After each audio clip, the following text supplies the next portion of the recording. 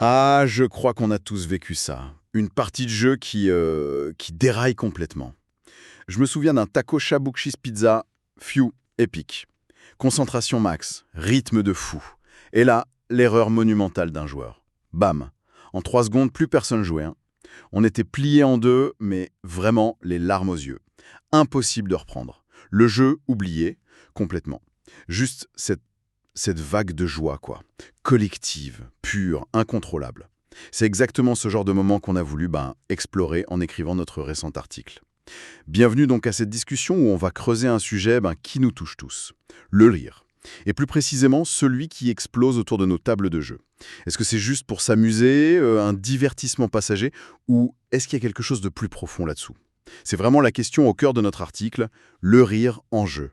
Bienfaits et ludothérapie. L'idée, c'est d'explorer ensemble ce qu'on y a découvert sur les pouvoirs physiologiques, sociaux, parfois un peu insoupçonnés, de ces moments de franche rigolade que le jeu provoque. Oui, et c'est vrai qu'en rédigeant sur cet article, il y a 3 aspects clés qui sont vraiment dégagés.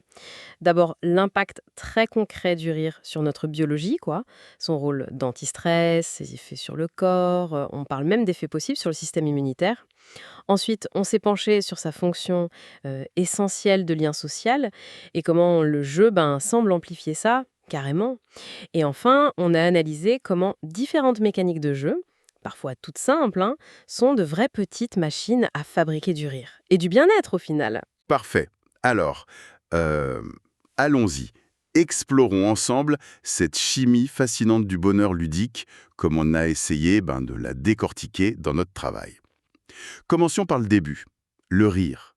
Ce n'est pas juste une émotion, c'est une réaction biologique. Assez étonnante en fait. Ce qui nous a d'abord frappé en faisant nos recherches pour l'article, c'est son incroyable efficacité comme anti-stress. Quand on éclate de rire, le corps réagit quasi instantanément. On observe une chute du cortisol, de l'adrénaline, les fameuses hormones du stress quoi. Et en même temps, il se passe un truc très agréable dans le cerveau. Oui, le fameux circuit de la récompense qui s'active. Et ça déclenche la libération d'endorphines. Ce sont un peu nos opiacés naturels, si on veut. Des neurotransmetteurs qui génèrent une sensation de bien-être, de plaisir, et qui ont même un effet antidouleur. C'est une réaction si puissante que certains chercheurs la comparent à l'euphorie légère après un sport intense, tu vois. Le corps se détend, le système nerveux se relâche. C'est presque un exercice physique en soi. On a tous déjà eu cette sensation d'avoir mal aux abdos après un fou rire mémorable, non? C'est la preuve la plus directe de cet effort. Pirer plus profondément. Du coup, meilleure oxygénation du sang, stimulation de la circulation. Le diaphragme qui s'agite comme ça, c'est comme un massage pour les organes internes. Ça peut même aider la digestion apparemment. On a même lu des études qui suggèrent qu'à long terme, rire régulièrement pourrait participer au renforcement du système immunitaire.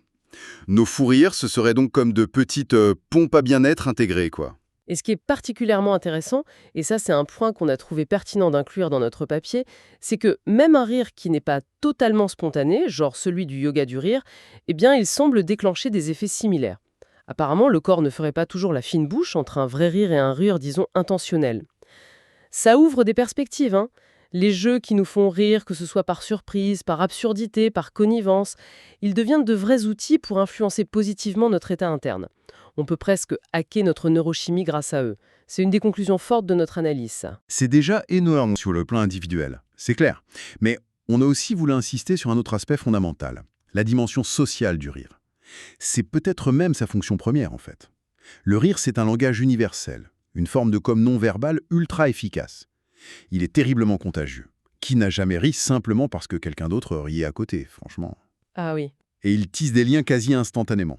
Ça crée une sensation de proximité, de complicité, de confiance partagée, un véritable lubrifiant social, comme on dit parfois. Ça détend l'atmosphère, ça soude un groupe. Exactement.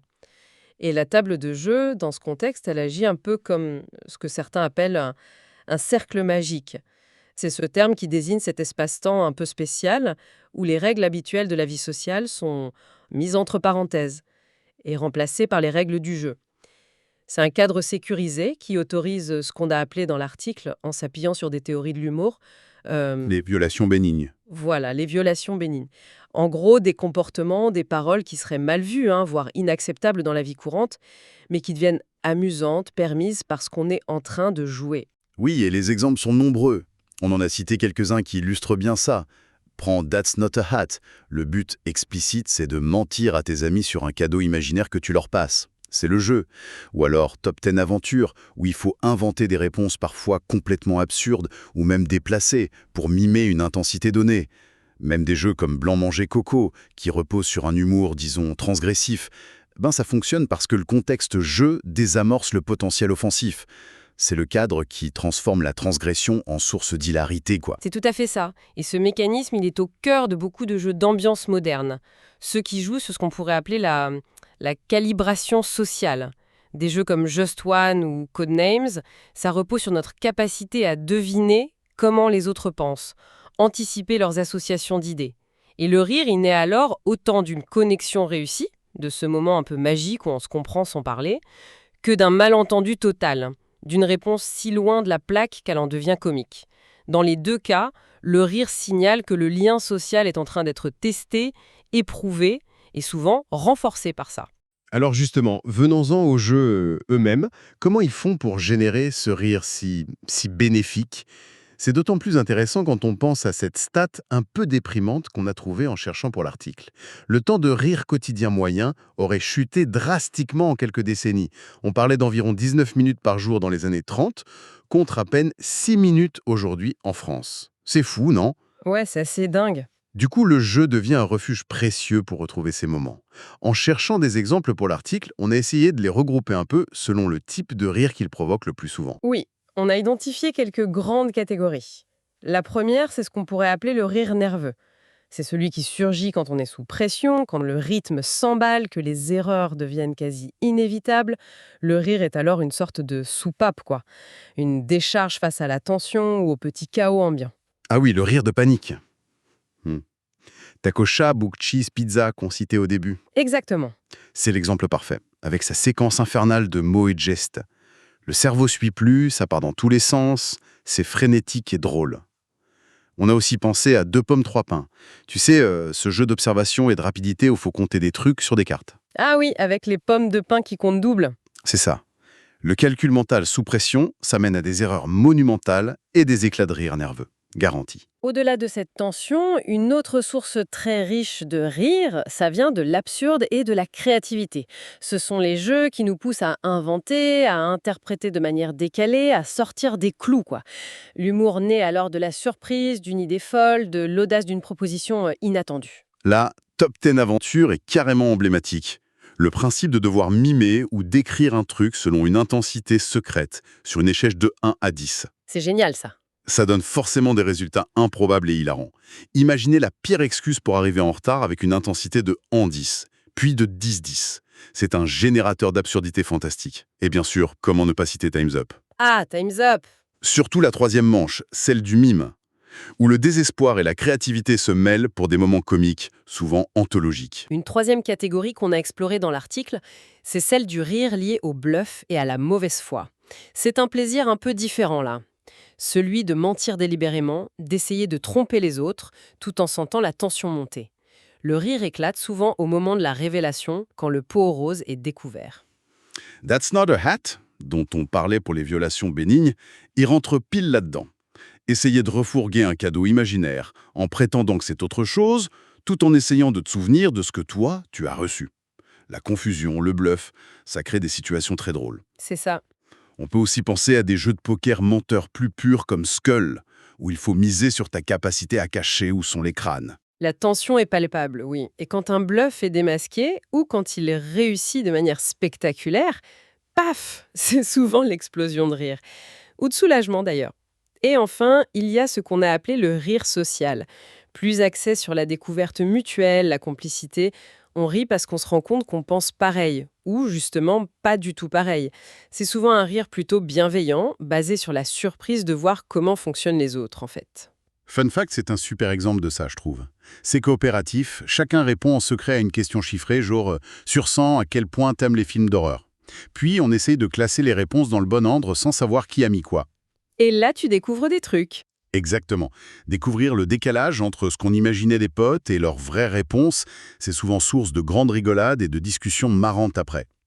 Just One fonctionne un peu pareil. Faire deviner un mot avec un seul indice pertinent. Mais si plusieurs donnent le même, hop, il est annulé. Ce qui force à être original, parfois trop. Voilà. Et ça mène à des associations d'idées parfois catastrophiques, mais très, très drôles. Et bien sûr, impossible de parler de rire et de jeu sans évoquer rapidement le potentiel comique immense des jeux de rôle, les JDR. C'est un point qu'on aborde aussi dans notre article. L'impro constante, l'imagination sans limite, les situations imprévues qui naissent de l'interaction entre les joueurs, le meneur de jeu, c'est une source quasi inépuisable de fou rire. On a mentionné quelques exemples, Donjons et Chatons, qui tire son humour du contraste entre les chatons tout mignons et les codes de l'heroic fantasy, quoi. C'est absurde et génial. Ou Toon, qui émule la logique des dessins animés, genre Tex Avery. Il y a même un JDR officiel, Monty Python. Et en France, bien sûr, Le Donjon de Naël-Buck. Un classique de la parodie rôlistique où les échecs critiques et l'incompétence des personnages sont souvent les moments les plus drôles. Finalement, ce qui ressort de tout ça, et c'est vraiment le message qu'on voulait faire passer dans notre article, c'est que le rire généré par le jeu est loin, mais alors loin d'être anecdotique. C'est un outil puissant, un véritable super pouvoir biologique, avec plein de facettes. Organiser une soirée jeu dans cette optique, ce n'est pas juste chercher à s'amuser pour s'amuser. C'est presque un acte de soin collectif. La table de jeu devient une sorte de bulle de bien-être déguisée, quoi. Un endroit où on peut activement recharger ses batteries émotionnelles, sociales, par le rire partagé. Et ça, franchement, dans le monde un peu stressant où on vit, ça n'a pas de prix. C'est exactement ça. L'idée forte à retenir, c'est que ces moments où on rit ensemble au point d'avoir mal aux côtes, ce n'est pas du temps perdu ou futile. Absolument pas. C'est une activité profondément saine, nécessaire même, qui nous reconnecte à quelque chose d'essentiel, de très humain. Nos étagères remplies de boîtes de jeux, comme on le suggère un peu en conclusion de l'article, c'est pas juste une collection. C'est potentiellement une formidable pharmacie du bonheur à portée de main. Et sans besoin d'ordonnance. Alors voilà, la prochaine fois que la partie dérape et que tout le monde est secoué d'un fou rire impossible à arrêter, savourez cet instant. Vraiment. Rappelez-vous que c'est votre corps qui se fait du bien, c'est votre groupe qui renforce ses liens, et tout ça en s'amusant.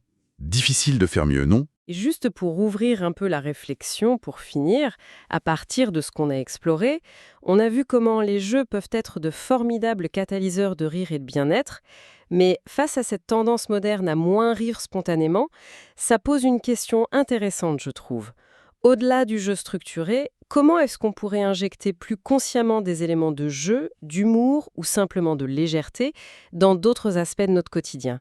Pour cultiver activement ce rire si bénéfique, quelles pourraient être nos autres fabriques à rire, personnelles ou collectives ? Une belle piste de réflexion pour continuer à explorer le sujet, c'est vrai. Notre temps ensemble touche à sa fin pour aujourd'hui. Merci d'avoir partagé cette exploration avec nous.